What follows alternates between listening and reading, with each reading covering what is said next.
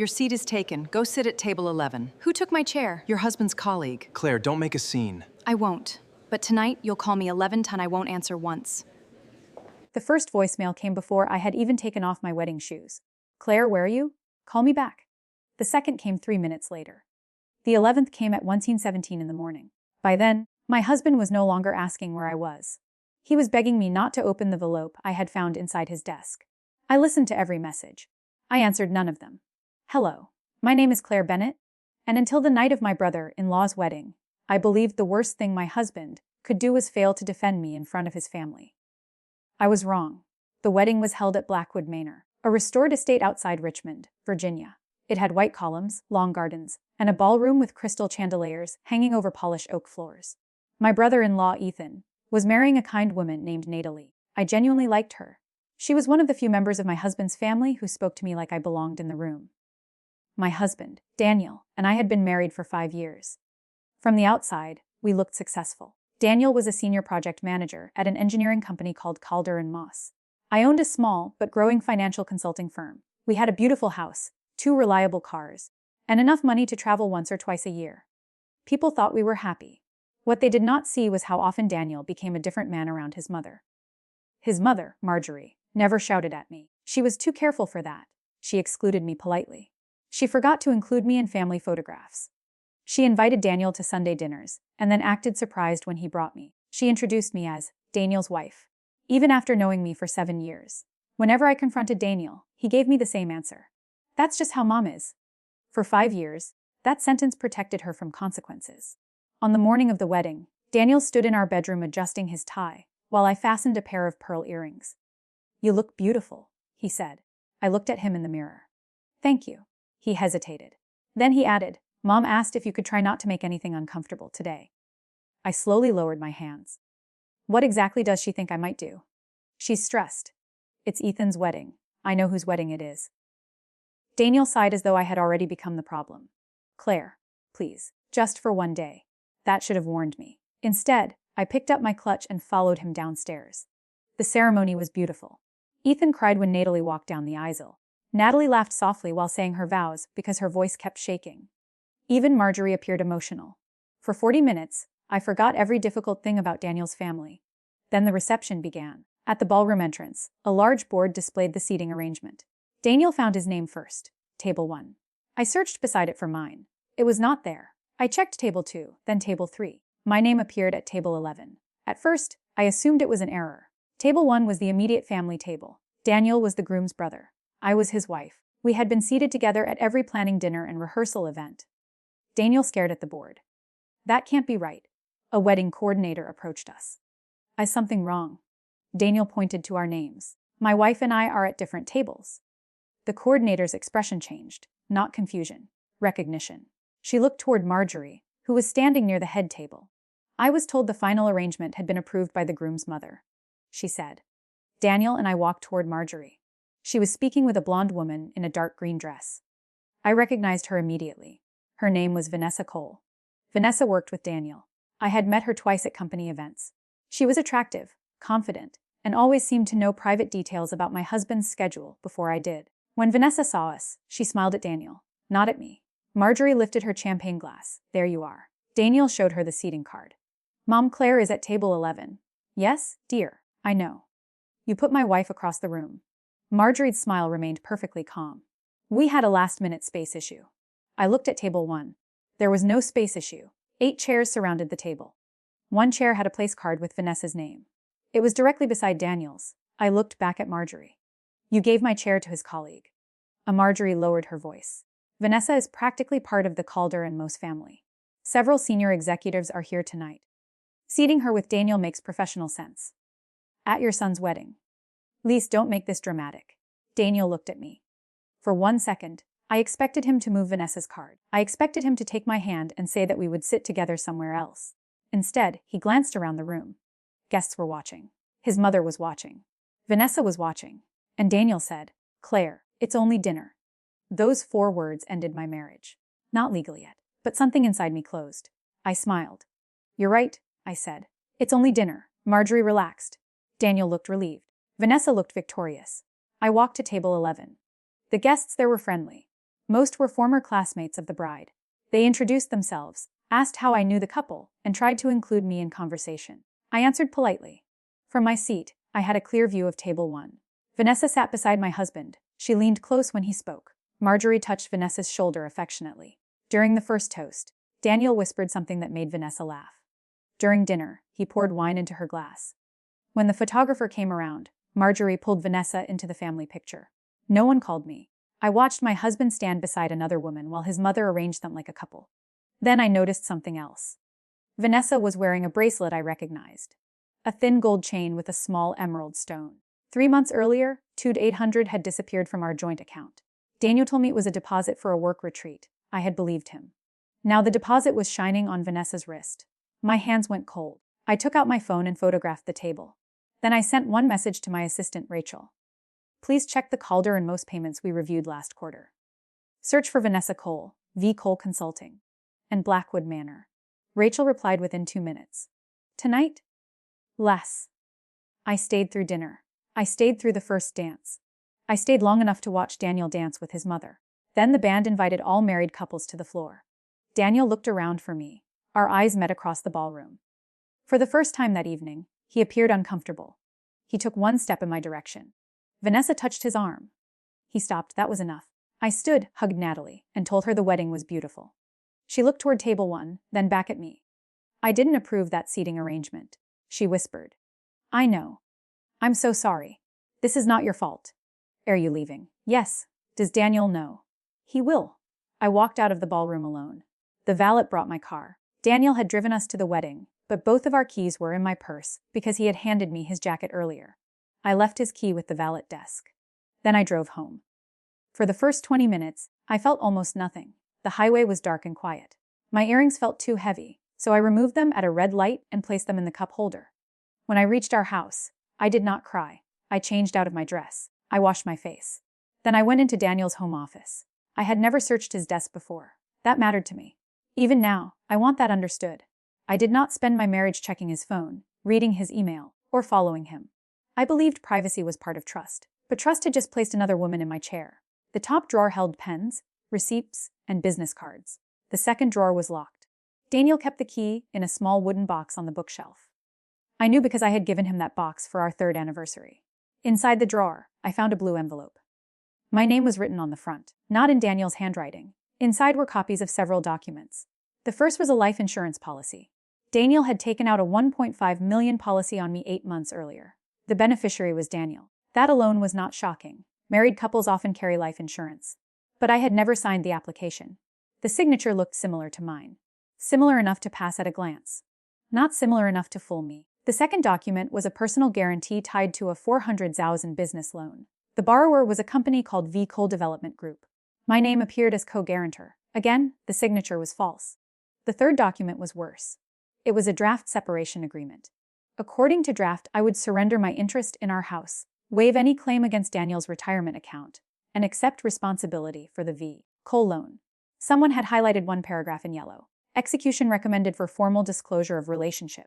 I read the sentence 3 times. My phone rang. Daniel. I let it ring. The first voicemail arrived. Claire, where are you? Call me back. I photographed every document. Then I placed the originals exactly where I found them. My phone rang again. I ignored it. The second voicemail was irritated. You could have told me you were leaving. I had to get a ride from Ethan. I opened my laptop and logged into our home security system. The cameras showed Daniel entering his office several times over the past month. Sometimes Vanessa entered with him. I had never seen those recordings because the system only saved clips when someone accessed the side door, and I rarely reviewed them. In one video, Vanessa carried the blue envelope. In another, Daniel and Vanessa stood beside the desk, while a third man scanned documents. The man wore a badge from a mobile notary company. My stomach turned.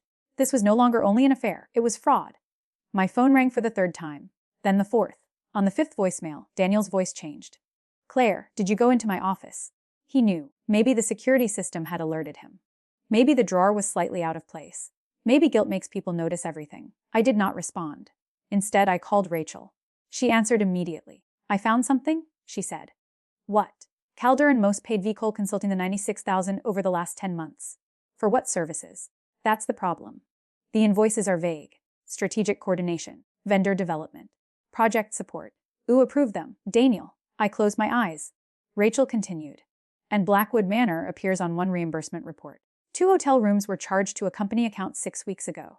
Names. One was Daniel. The other was Vanessa. I looked around the office.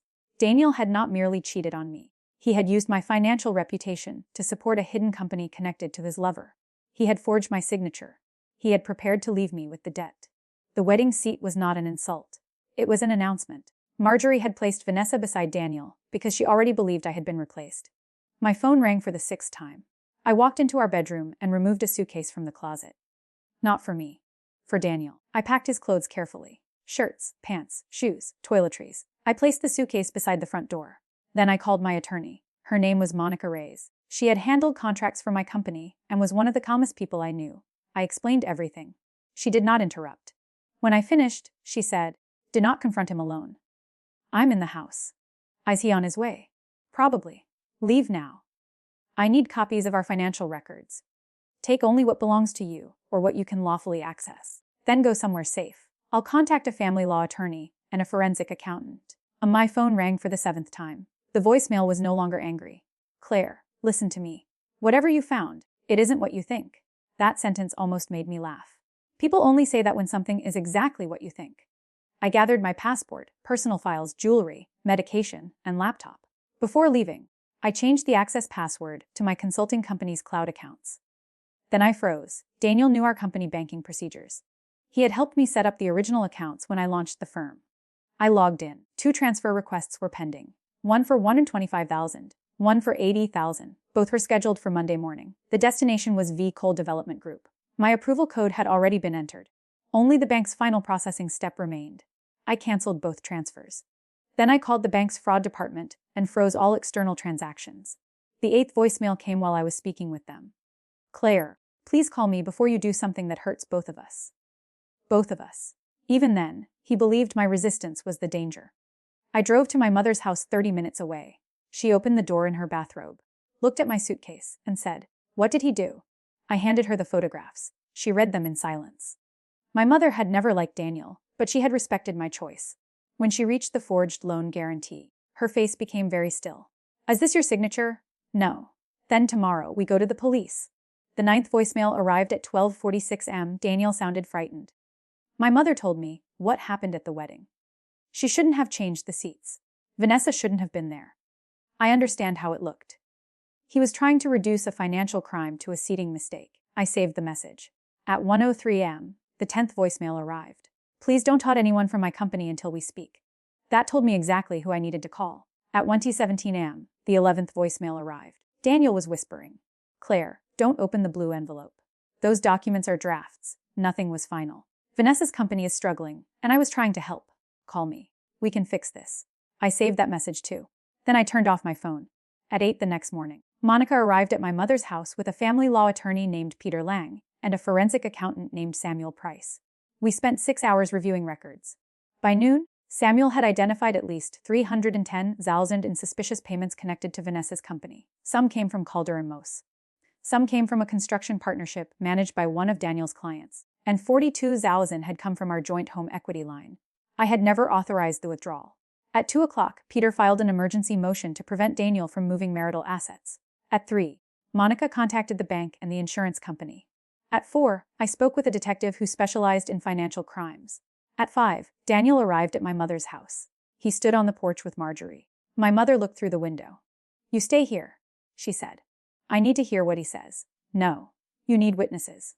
So we opened the door while Monica recorded from inside, where state law allowed her to record a conversation in which she participated. Daniel looked exhausted. Marjorie looked offended. "Claire?" Daniel began. "We need to discuss this privately." Monica stepped forward. "No, you don't." Daniel stared at her. Marjorie's face hardened. "This is a family matter." Monica answered, "Forgery and attempted bank fraud are not family matters." For the first time, Marjorie lost her composure. "Forgery." I watched her turn toward Daniel. He had not told her everything. That was my first surprise. My second came when Marjorie whispered, "You said she had agreed." Daniel said nothing. Marjorie looked at me. Her face changed from anger to fear. "I was told you were separating," she said. Daniel said the papers were already being prepared. "They were?" I replied. My knowledge." She looked at her son. And Vanessa's company. Daniel rubbed both hands over his face. I was helping her get started. With my money. It was supposed to be temporary. You forged my signature. I didn't personally sign it. The porch went silent. Monica spoke first. Who did? Daniel realized his mistake too late. He stepped backward. Marjorie grabbed his arm. Daniel, who signed her name? He pulled away. I'm not discussing this here. He left without another word. Marjorie remained on the porch. For 5 years, she had treated me as though I was an obstacle between her and her son. Now she looked smaller. Claire, she said, I did change the seating. I know. I thought Vanessa would make him happier. The honesty was crueler than any excuse. You thought humiliating me at a wedding would make him happy. I thought you were already leaving. And instead of asking me, you helped him replace me in public. She looked down.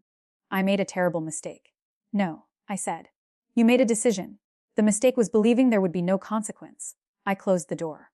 Over the next 3 weeks, Daniel's life collapsed in stages. Calder and Mose suspended him after an internal audit found falsified invoices. Vanessa was removed from all company projects. The mobile notary identified Daniel as the person who had presented the documents and claimed I had signed them earlier. The insurance company opened a fraud investigation. The bank referred the forged loan guarantee to federal investigators because the loan documents had crossed state lines. Daniel's attorney contacted Peter and proposed a private settlement. Daniel would transfer his interest in our house to me, accept responsibility for the home equity debt, and waive any claim against my consulting firm. In return, he wanted me to support a statement that I believed the forged signatures were a misunderstanding. I refused. Peter asked if I was certain. Less. The settlement is financially favorable. I know. You may get less if this goes to court. I know. Then why refuse? Because he is still trying to buy my silence with property partly paid for by my own money. Peter nodded. Good answer. The divorce took 9 months. During that time, Vanessa disappeared from Daniel's life. She hired her own attorney and claimed Daniel had created the entire financial plan. Daniel claimed Vanessa had manipulated him. Each blamed the other. Marjorie called me repeatedly at first. I never answered. Then she wrote letters. In the first, she apologized for the wedding. In the second, she blamed Vanessa. In the third, she asked me to tell investigators that Daniel had been under emotional pressure. I gave every letter to my attorney. My brother-in-law Ethan and his wife Natalie visited me 2 months after the wedding. Ethan looked ashamed. I should have stopped, Mom. It was your wedding. I still should have done something. You did not create the problem. Natalie handed me a small box. Inside was my original place card from Table 1. She had found it in Marjorie's planning folder. My name had been crossed out. Vanessa's name had been written beneath it. On the back, in Marjorie's handwriting, were 4 words. Better fit for Daniel. I stared at the card for a long time. Then I gave it to Monica. It was not important to the criminal case. But it mattered to me. It proved that the humiliation had not been accidental. Marjorie had planned it. Daniel had accepted it. Vanessa had enjoyed it. And I had finally stopped protecting all 3 of them from the consequences of their choices. 6 months later, Calder and Moss fired Daniel. The company sued him and Vanessa for repayment of fraudulent vendor charges. Vanessa accepted a plea agreement on 2 financial charges and agreed to testify. Daniel eventually pleaded guilty to forgery, attempted bank fraud, and filing false business documents. He avoided a long prison sentence, but he received probation, home confinement, financial restitution, and a permanent record that ended his career in corporate project management. Some people thought I should have felt satisfied. I did not. Justice is not always satisfying. Sometimes it is simply necessary. The divorce became final on a rainy Thursday morning. Daniel and I sat on opposite sides of a courtroom. He looked older than he had 9 months earlier. When the judge signed the final order, Daniel turned toward me. Claire, he said quietly. Was there ever a chance you would forgive me? I considered the question. There was a chance every day before the wedding. His eyes filled with tears. I continued. But you kept choosing not to tell me the truth. He looked down. The chair wasn't why I left, I said. The chair was where I finally saw the marriage clearly. I walked out of the courthouse alone. This time, being alone did not feel humiliating. It felt peaceful. I kept the house, but I changed almost everything inside it. I painted Daniel's office a warm white and turned it into a reading room. I replaced the dining table. I removed the security cameras. I planted rosemary and lavender along the back fence. My consulting firm grew. A year later, I hired 2 new employees and moved into a larger office. Natalie and I remained friends. Ethan visits sometimes, but he rarely mentions his mother. Marjorie sent one final letter on the anniversary of the wedding. I did not open it. I returned it unopened. As for Daniel, The last time I heard his voice was in court. He never called 12 times. Maybe he finally understood that 11 unanswered calls had already said everything. People sometimes ask whether I regret staying silent at the wedding. I do not. Silence gave them room to reveal themselves.